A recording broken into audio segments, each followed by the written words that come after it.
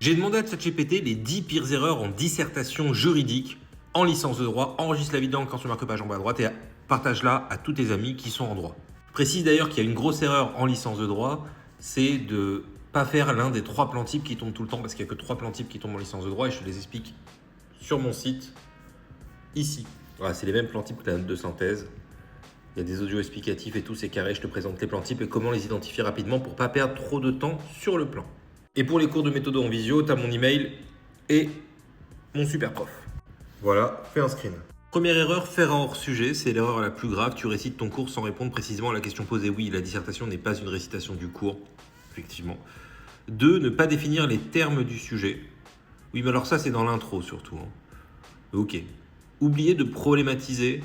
Bon, bah oui, il faut problématiser dans l'intro, mais ce qui est important, c'est de comprendre que le plan que tu vas faire est en fait une réponse à cette problématisation. Faire un plan de cours au lieu d'un plan de dissertation, bah oui, ton plan, alors les titres doivent être démonstratifs et également argumentatifs, c'est important. Donc quand tu fais ton plan, ça ne doit pas être des titres descriptifs de cours, tu ne dois pas reprendre le plan de ton cours.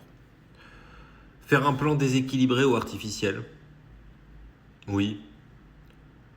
Oui, avec des parties qui servent un peu à rien, genre qui sont des répétitions du cours, des analyses un peu légères. Négliger l'introduction. Eh ben oui, parce que l'introduction, c'est 6 ou 7 points, mine de rien.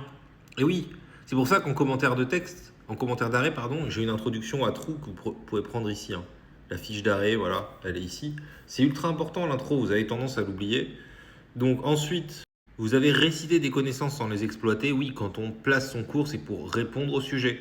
Manquer de démonstration. La dissertation n'est pas une liste d'idées. Chaque sous-partie doit suivre une logique. Idée, explication, justification.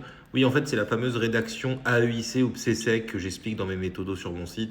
En fait, les paragraphes doivent être il y a 2 paragraphes par sous-partie ou 3 et ça doit toujours être rédigé de la même manière, un peu en entonnoir. Être trop descriptif et pas assez critique, c'est la critique numéro 9. Oui, il ne faut pas juste présenter, il faut montrer les limites, les nuances, les débats doctrinaux, les difficultés d'application, les évolutions jurisprudentielles ou législatives, bien évidemment. Je l'explique vraiment dans mes méthodos, notamment sur le commentaire d'arrêt et le commentaire de texte. Soignez le fond mais oubliez la forme. Une copie illisible, mal rédigée avec des phrases confuses, des fautes partout, des titres maladroits, des transitions absentes peut faire chuter une bonne copie. C'est pas très bien rédigé, mais ok.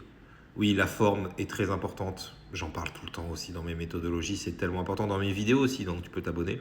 Les 3 erreurs qui détruisent le plus une note, hors sujet, absence de problématique et plan de cours récité. La règle à retenir, une bonne dissertation, ce n'est pas tout dire sur un thème, c'est répondre précisément à une question juridique. Donc à la problématique par une démonstration structurée.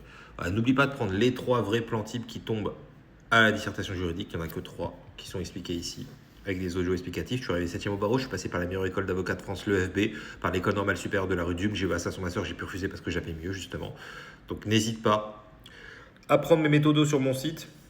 Je te conseille aussi commentaires de texte et commentaires d'arrêt. C'est vraiment... Si tu prends commentaires de texte, commentaires d'arrêt et les plans types de la dissertation, bah, tu pallies à toute éventualité parce que tu as, sauf le cas pratique, mais tu as toujours le choix entre cas pratique et dissert ou cas pratique et commentaires de texte ou commentaires d'arrêt. Et voilà, pour prendre des cours en visio avec moi, c'est là ou là.